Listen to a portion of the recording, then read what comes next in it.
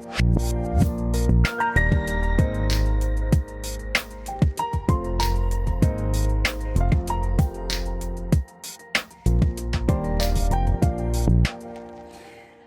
and welcome to the Tongue of the Trees. I'm Elizabeth Ashley, the Secret Healer, and today we're talking about what is Spikenard Essential Oil good for, or as my mum calls it, Spikenard. So if you haven't seen our videos before, we are referring to our Tongue of the Trees Essential Oil Oracle cards, and on the keyword for Spikenard is inner journey. But we will not be talking about the emotional, mental and spiritual in this video. You'll see below there's a link to a second video where we talk about the emotional, mental, spiritual aspects of Spikenard oil, as well as its safety and blending. In this video we are talking about how you use it for the physical body for first aid, really. So just before we go on, can I ask you to click subscribe, write a comment about us, ideally something nice if you can. It will help us with the growth of the channel. So Spikenard, you can see from the picture, pretty pink flower. What you can't see is it's so small, really small plant. So everybody has their soapboxes. My soapbox is about Spikenard and only using it in small amounts. So we'll come back to that in a moment, but let's talk about what it's for first.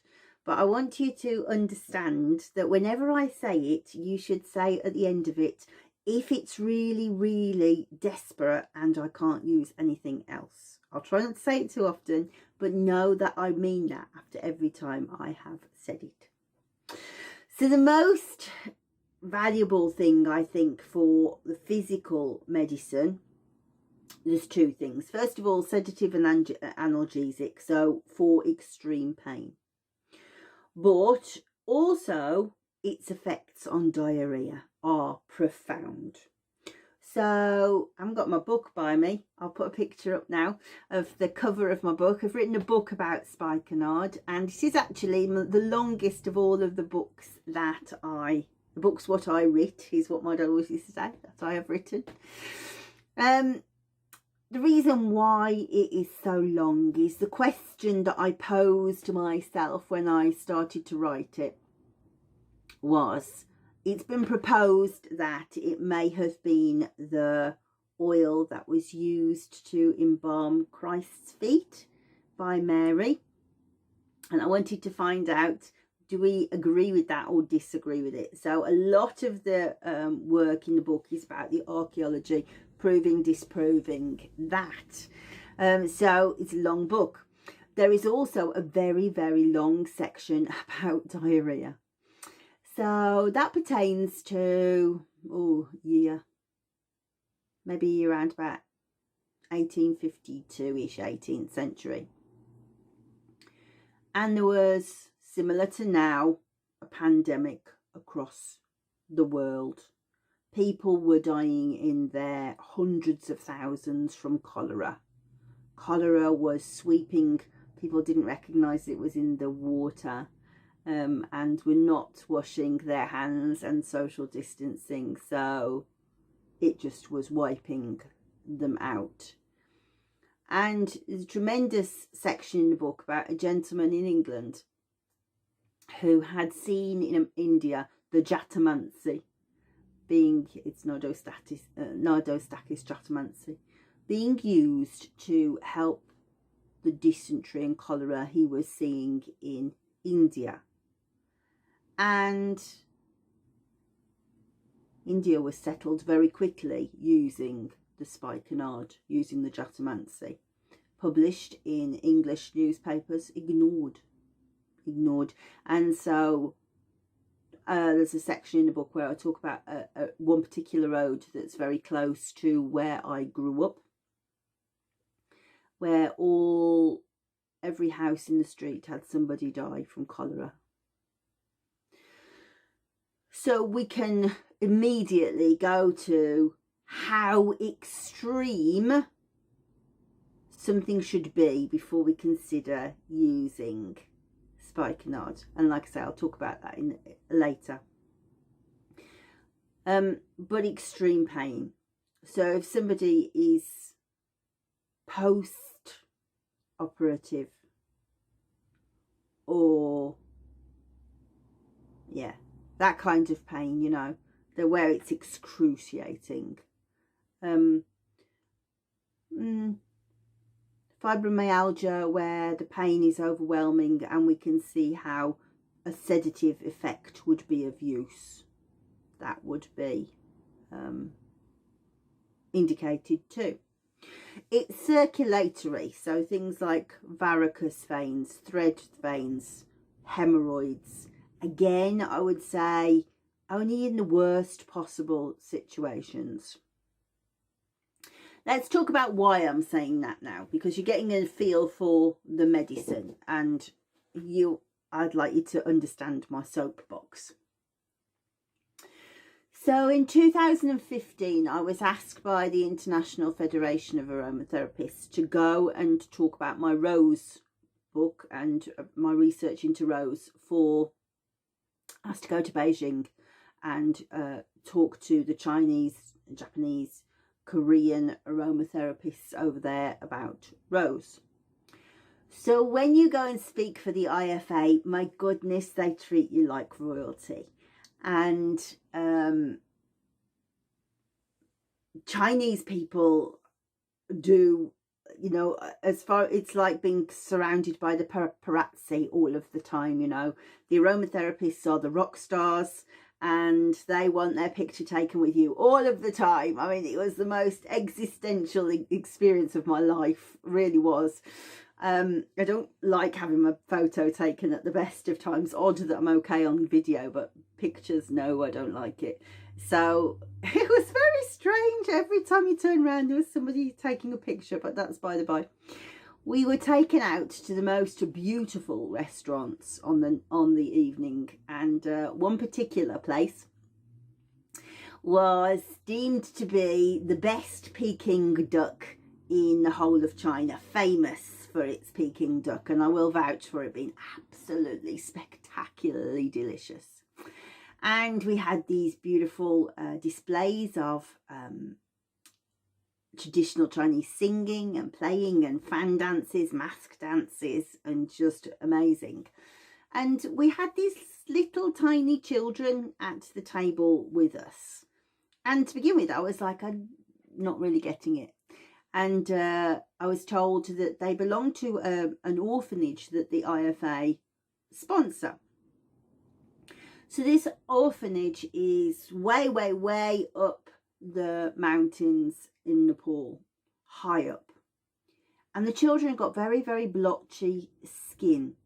And this is because it's so high up that there is no protection from the sun at all. So on one hand, I was thinking, well, it's lovely that there are, you know, they're looked after in an orphanage. But then it became clear to me that these children did have parents.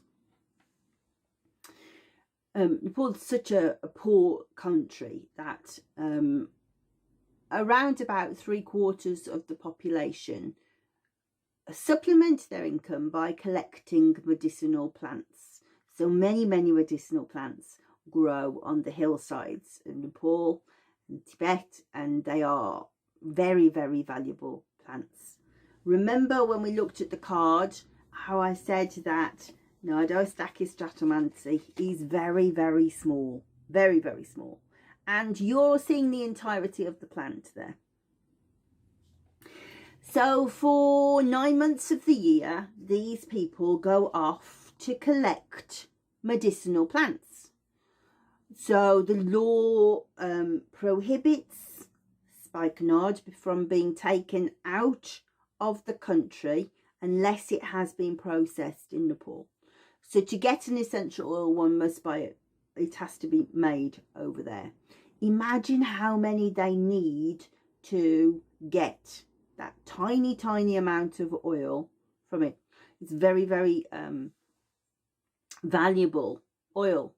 But what I want to stress is that it is to a certain extent endangered. But think about those children, right? Their parents, the cost to that family of getting you that oil is astronomical. Please don't throw it down the toilet. Please don't use it to clean the surfaces in your kitchen unless you've got dysentery, unless there's cholera. You know, if there's other oil that you can use, please use it. It is a tiny, tiny plant. There are so many required, and it's just really valuable. This is my soapbox. Please think about these tiny, tiny children on their own 9 months of a year so that you can get that oil. So even though the price tag may not tell you about the value of the oil, please know from me, the cost is extraordinary. So I'll go back now and remind you. So if you want to be a sedative, we'll talk about this in the second video, but it's frightened cat aura spiking out of your etheric bodies, so frightened you cannot think, then it's Spikenard. If you have anxiety where you cannot go out the door, you cannot answer the phone, then it's Spikenard. A bit worried about your exams is not. If you have excruciating pain, if you have overwhelming diarrhea, digestive pain, colic, nausea, indigestion, life-changing, life-halting pain, griping so you cannot think straight, then it's Spikenard. Otherwise, it's cardamom or coriander or chamomile. You know, just please be very, very careful to think about this. This is an endangered plant with an extraordinary personal price tag attached. On that case, though, one of the traditional uses in India and Nepal is on the hair. They use Spikenard to keep the hair very black and to keep it thick and lustrous. So, again, not really an oil you should be doing for a hair conditioner, but if you're suffering from alopecia, see the difference. So in the Recipe Hub, the Recipe Hub is our product as well as our essential oil oracle cards, which is a video database with nearly 400 recipes, videos in now, all around about 4 to 7 minutes long, where we talk about recipes. In the Recipe Hub this week, oh, it's come up on my screen. So we have a toothache massage oil, you know, when you can't get to the dentist and you can't think straight, of course. Hot flushes lotion, because it has this cooling nature. If we've got to the point where the hot flushes are making us feel so anxious, we can't think straight, we're so hot, then it would lean to Spikenard. We have a recipe for an alopecia lotion. We have a recipe for trigeminal neuralgia lotion. We have one for sore scalp. Sometimes people have gone bald and their scalp becomes super sensitive, can't even have the water of the shower on them. Sore scalp cream, and also a fibromyalgia lotion. So that is the physical medicine. I think I made myself clear. I don't want you just using it for a spot. And in the next video, we're going to talk more about the sacredness of the oil. It's one of the most profound oils from the Bible, from most of the ancient religions. So why? What does it instill on us? And also how to blend it and the safety. So don't forget, before you go, click subscribe, put your comment in, then click the link below and come and see me on the Secret Healer website, where we talk about the emotional, the mental and the spiritual. What is Spikenard Essential Oil good for the emotional, mental and spiritual? How do we blend it, and what are its safety connotations? For now, see you soon.